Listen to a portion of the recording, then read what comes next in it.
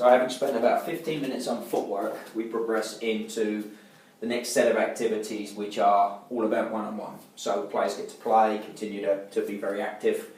First exercise, very, very simple. 10-yard square, 1 versus 1. Each player has an end, it's not unidirectional. And stop on the end line to score. At this point, you should be able to get this moving in 10-15 seconds. It really is that easy, so players get to move very quickly. And at this first part, where it's very, very simple, we're probably talking 2 to 3 minutes of activity. Things at this point, given that we're talking about the whole session covers the transition from attack to defence, we'll talk predominantly defensively at this point, and we'll talk about the stance. Does the player adopt the correct stance? And how is their patience? Are they instantly going in for the ball, or having taken up the correct stance, are they waiting for the right moment to launch an attack for the ball? Only other thing I'll mention is here I've got 2 cones, one on top of each other, to make it easy for setup at this point. So that's the first part of this. After no more than 2 or 3 minutes of this, assuming the stance and the patience don't force me to take a little bit longer, if this is as it should be, given that they have done that before, we'll be able to move to this in a pretty short space of time. And all that's going to happen here is the players choose a side and establish that as a goal. So this is 10 yards, so you're talking a 1-yard goal.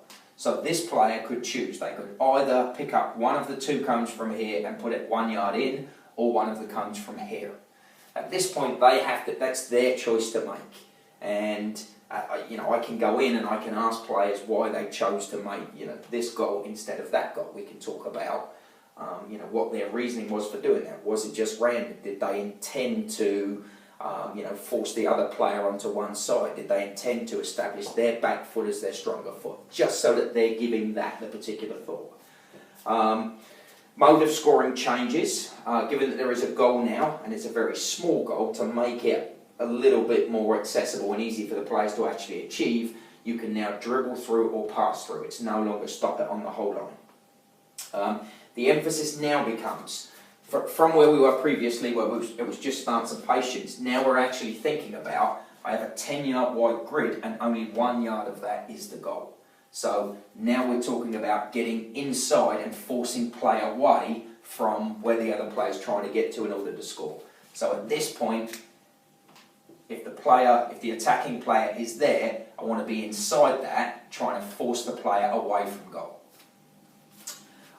This leads us to this will take longer than this, to try and observe this and to see every player working to get inside and force play away from goal. And obviously it may, depending on on feel and how the session's going, I may spend more or less time on this, on the decision as to which side the goal was put. The final progression is no different to this. The only difference becomes you have 2 balls in the grid. One of those balls sits completely dormant. It's just not part of the exercise. So you have 2 players playing away, one has the ball, one doesn't, but on the other side of the grid somewhere there's a second ball. At some point the coach will shout switch. When I shout switch, at that point the live ball is now completely dead and needs left alone, and the other ball becomes the live one. And the whole idea of this is to add the added emphasis of an angle of recovery. So for example here, player A has the ball and player B is playing inside and trying to get in the way of A scoring there. Upon that shout of shift, they're going to leave this ball and come to this ball. When they do, the first thing's going to be is a decision. Am I going to get to the ball first? So am I adopting the role of an offensive player or a defensive player? So in this case, let's assume that based on where they are, A is going to get to the ball first. Quickly takes a look around, establishes he's going to get to the ball first, goes for the ball. B just as quickly establishes I'm not getting to the ball first, A has too much of a head start.